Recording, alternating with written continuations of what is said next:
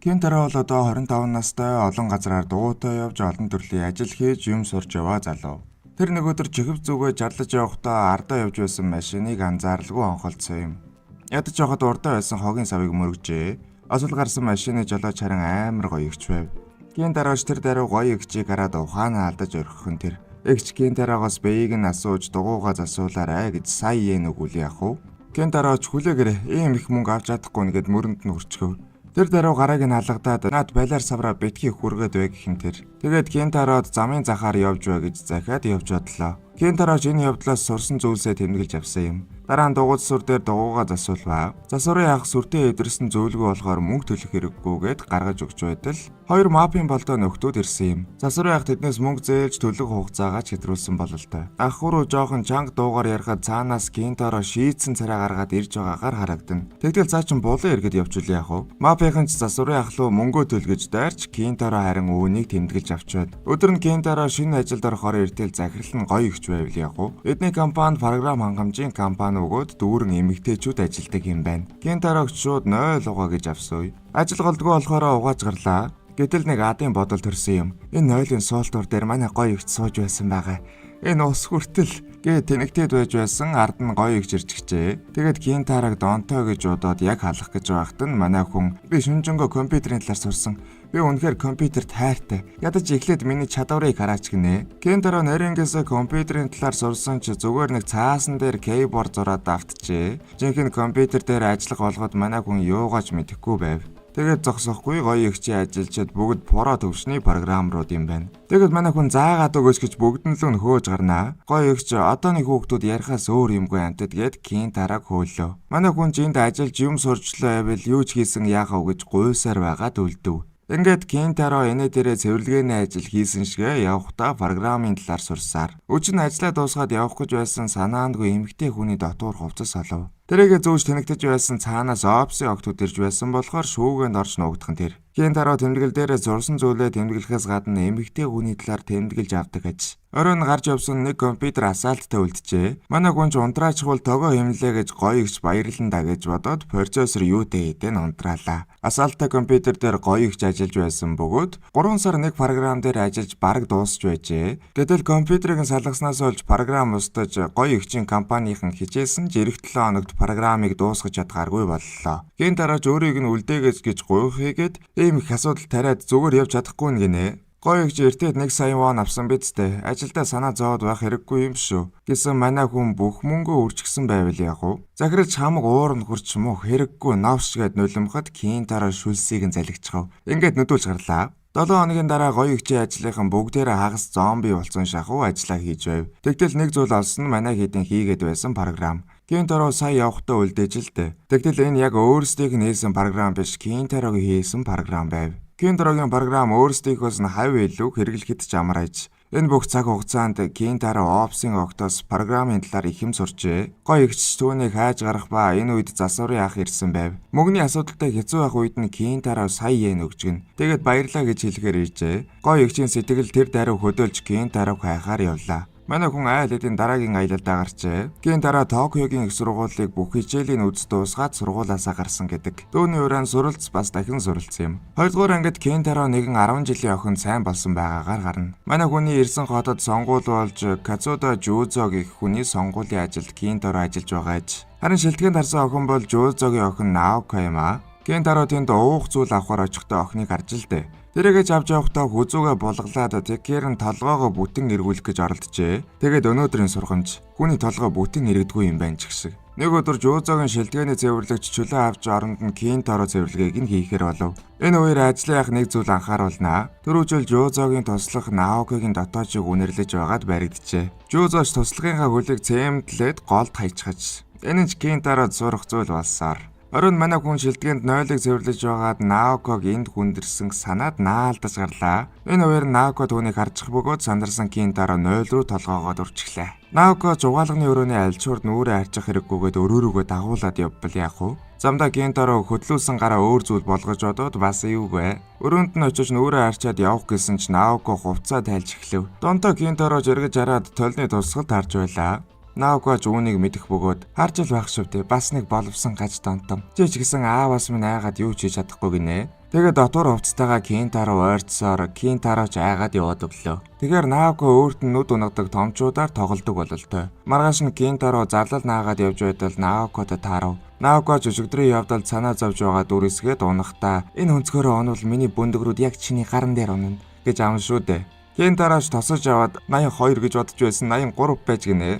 Тэгээд яалтчгүй бие суултай болохоор намайг налаад унлаа гэж бодов. Тэгээд Наоко бүр юунда хүрчих вэ? Тэгтэл бүр дотор хувцсгүй байж. Тэгээд Кентарод 11:30-аас орой уулзъя гэсэн захиа өгчгөөд яваад өглөө. Оройн Наоко ингэр задгаа хувцастай энийг хэлгээд ичмээрч заагаад өгөөч гэж байна. Кентароч чи арай нөгөө юу гэсэн хичээл заалахыг хэлж байжээ. Кентароч тэр дээр бурхан минь миний садар бодлыг өршөөж хайрлагив. Энэ байдлаараач Наоко түүнээр тоглохоор болж Кентаро өдөр нь ажиллаа хийж шөнө хашаад нууцаар орж хичээл зааж өгөхөр болов. Нэг өдөр Наоко бүр усны хувцастай өрөөнд орж ирэв.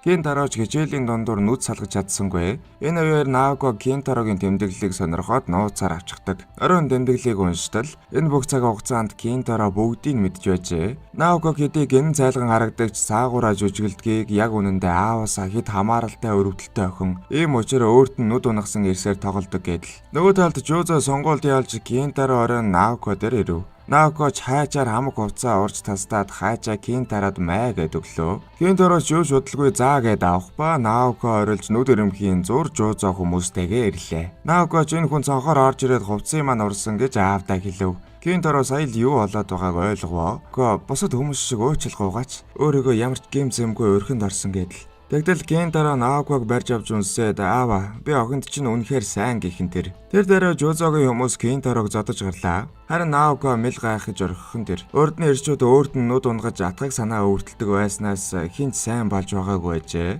Ингээ зодооныг ч зогсоож энэ бүхэн өөрөөс нь болсон хэлв. Кентароч мантуу олдлоо нүдүүлсэн жоохон эртэлсэн бол гээд ухаан алдав. Дүр солигдож Кентаро дараагийн аялалдаа гарах ба зам дээр Наоко тэмдэглэлийн нөхөр хүлээж байна. Энэ шарагч нь эдгээд бас намайг үзэн ядахгүй гэвэл энэ хотод эргэж ирэхдээ миний охин насыг авч болно шүүгээд үнсээд явчихлаа. Хажуугаар нь өнгөрч явсан машинд Жозого байсан бөгөөд Кентарог аймгуугаагүй одоо үед байхгүй шииртэй эргээд явууллаа. Кентаро маань шин зүйл сурсаар явнаа. Ажиллаж хичээнгүй Кентаро маань гоймонгийн газар ажиллах болжээ. Хөгшин тогооч гарна гэмтээд манай хүн чадах ядхаараа хоол хийж байгаа мó да. Нэг өдөр түүхий гоймон үйлчлүүлэгчд өгж асуудал гарав. Азар хөгшин тогоочийн охин Ноори үйлчлүүлэгчийг аргадаа таймшрууллаа. Good afternoon.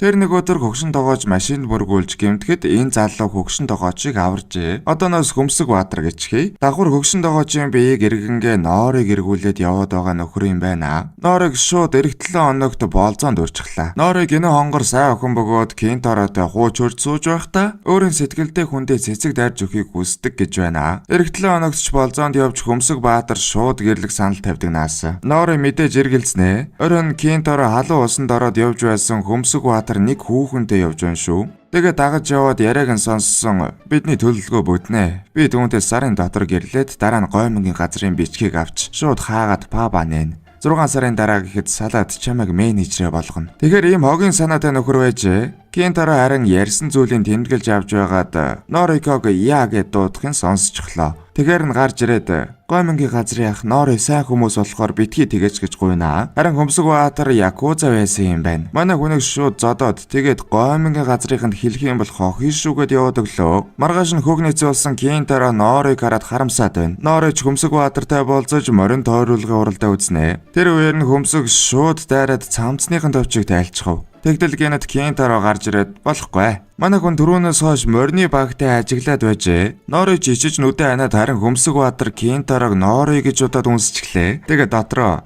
нууц техник дар сонгоолгох үнсэлт. Ястай амар юм боллоо. Кентаро бүр бода. Хамаг уран нарийн мэхээ хэлсэн болохоор Нори яагаад ч гараад Хөмсөг Баатар гайхаад байна. Оройн Кентаро үнсэлтийн шокноос гараагүй байж байна. Харин Нори Хөмсөг Баатартай суух талаараа бодоод байж чаддаггүй. Энэ үеэр нь Кентаро ээж тийм донтой амьтантай хамт амьдарч чадна гэж санаандгүй хэлчихлээ. Нори ч хүнийг өнгөц дүгнсэн гэд уурлаад гараад явчихлаа. Тэгээд үнэхээр эргэлзээд байгаа болохоор Хөмсөг Баатартай уулзах гэд явсан Кентаро тэнд нь байна. Манай хүн дахиад л Норыг тайван орхиоч. Тэр чинь жаахан охин, амьдрал үзээгүй дарав төлөвгүйхэд тэр чинь яг л эр хүн шиг үнсэлцдэг юм байна лээ гэж авчсан шүү. Яг хөө тэр нь жирхтэй л хүн байсан л да. Ингээд байж байсан Ноорыг харцглаа. Кентороч худлаа хэлэх гэсэн бүгдийг сонсчихож Хөмсөг баатарч уурандаа дахиж Кенторо дайрсан манай хүн хэд хэд цохоо дуусгаж байна. Өмнө нь тулааны урлагаар хичээлдэг байжээ. За ингээд үүнээс хэсэг хугацаа өнгөрч Ноорын өрөөнөөсөө гарахаа болж харин хөгшин тогоочийн гар нэгдгэж Кенторо явахаар болов. Явахыгаа өмнө Ноорытой салах ёс хийх гэсэн өөрт нь зориулаад цэцэг даржээ. Тэгэд болсон бүхэнд талархал илэрхийлээд Кенторо манч дараагийн аялалдаа гараад энэ анги дууслаа.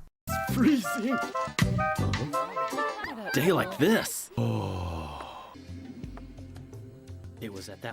Дөрөвдүгээр анги эхлэхэд Кентаро нэг ажуумаг хараад ухаанаа алджээ. Түүнийг харахтал байгалийн аратан шиг арин шинбэн сэргэж байна. Тэгэхээр энийг чиг аратан бүсгүйгээ. Бүр араас нь тисэхгүй дагаж манарч яваад баригдчих ба. Бантахтаа усан санд туслах багшаар орох гэсэн юм гээд тэнд байсан зарлан хараад хэлчихлээ. Аратан бүсгүй усан байсанд ажилдаг юм байна. Тийм болохоор ч тэрүү бие нь бол амар юм байна. Кентарог шалгах болоход манай хүн амар өсрээд орсон ч живэнгээ алдаад гарч ирэв. Тэгснээ бас за ямар байна да миний сэлэлт гээд донгосож байна шүү. Угаасаа өөрөө зэсэлж чаддаггүй хүн юу гэж ажилд авах уу? Тэгэхээр манай хүн даргатай ч нуулзай гэсэн аратан бүсгүй бассейны дарга юм байна. Өөрөө зэсэлэх чадваргүй хүн туслах багшаар авахгүй гэх юм тэр. Кентаро гуйж байгаад сүүлдээ гуйдаад мөрий тавиг гинэ. Кентаро гуйж байгаад сүүлдээ гуйдаад мөрий тавиг гинэ. Нэг сарын дотор аратан бүсгүйг сэлэлтээрээ гүйцүүл ажилд аваарай гэх ба тэр хүртэл цалингүй ажиллангаа сэлж сурах гэж байна. Энэ бооцоо аратан бүсгүй сонирхолтой санагдсан болохоор зөвшөөрчихлөө. Явсныхан дараа нэг багш хэлж байна. Манай ахлах олимпиад 200 метрийн алтан медальтай. Тэгэхээр Кентаро барах гэдэг нь худлаа юм байна. Хэсэг хугацаа өнгөрөхөд Кентаро хүүхдүүдэд анхан шатны хичээлд ордог багш болжээ. Давхар сэлж сурангаа яаж зүгээр авах вэ? Илүү дутуу зүйлс тэмдэглээстэй. Хүүхдүүд ч анх удаа сэлж үзэж байгаа болохоор паян ихтэй бөгөөд Кентаро тэднийг их хөгжөөж өгдөг ажээ. Нэг өдөр аратан бүсгүй Кентарог дуудаад заах аргын замбрааг өгнэ. Бидэнд эрүүл биетэй чирэг ялагчд хэрэгтэй. Ялагдагчд биш. Ялагдагчд өрөвдөлтөй тийм үү?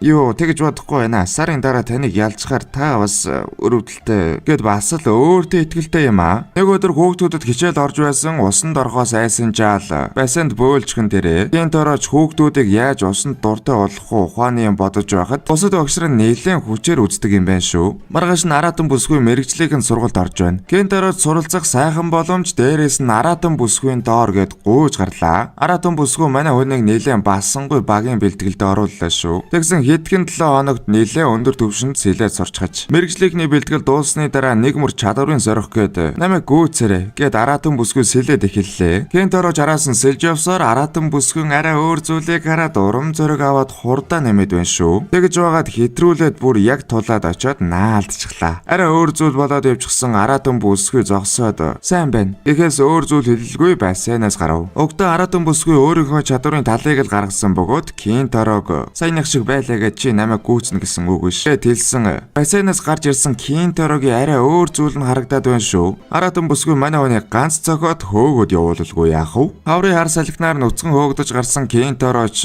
ягж яваад гайгүй болохоор нэрхээс ухааны юм бодоод яваад өглөө. Хэсэг хугацаа өнгөрөхөд усан бассейнд анхлан сурагч хүүхдүүд их явдаг болжээ. Энэ нь шинээр зохиосон заах арга барилтай холбоотой бөгөөд усан доор цаграг байрлуулан өгч хүүхдүүд тэрийг нь авахтаа өөрөө мэдлгүй усанд ордог болжээ. Цаашлаад энэ мэдчлэн олон хөгжөөн тоглоомыг зохиож. Ингэснээр ч хүүхдүүд усан цэлэх дуртай болж сурагчдын доо нэмэгдсэн байна. Аратан бүсгүй жанх аав нь усан цэлхийг зааж байсан сайхан цагийг бодоод нэрэл усан цэлэх дуртай болсноор тамирчин болох замнал минь нээгдэжтэй. Энэ арга барилыг гэхдээ хэн зохиосон асуухад манай Кентарог зохиосон хэлнэ. Багш нарын арга барил хатуу санагдсан болохоор хүүхдүүдийг усан дуртай болгох зүйл бодож олж л дээ. Удалгүй нэг хүүхдийн эцэг их аратан бүсгүйтэй уулзах ба хүүхдийн усан цэлэхэд дуртай болгосонд баярлаа гинэ. Ээжтэйгээ явж байсан жоогоо охинч Кенторог асууж байна шүү. Хэдий аратан бүсгүйн эсрэг уралдаад ялагдах байсан ч Кенторо түүнийг уралдаангүйгээр ялжээ. Аратан бүсгүйч түүнийг буцаан авчрахыг хүссэн ч хэдий оройтсон гэдгийг мэдэж байлаа. Кентороч дараагийн зүйлээ сурахаар замдаа гарсан байсан юм. Кенторо маань дугуйгаа унаад уулын замаар өгсөж байсан нэг мото салхи шиг хажуугаар нь гараад өнгөрвөө. Дэлгүүр дээр зогсдол өнөө мотооны жолооч амар биер ууж байна шүү.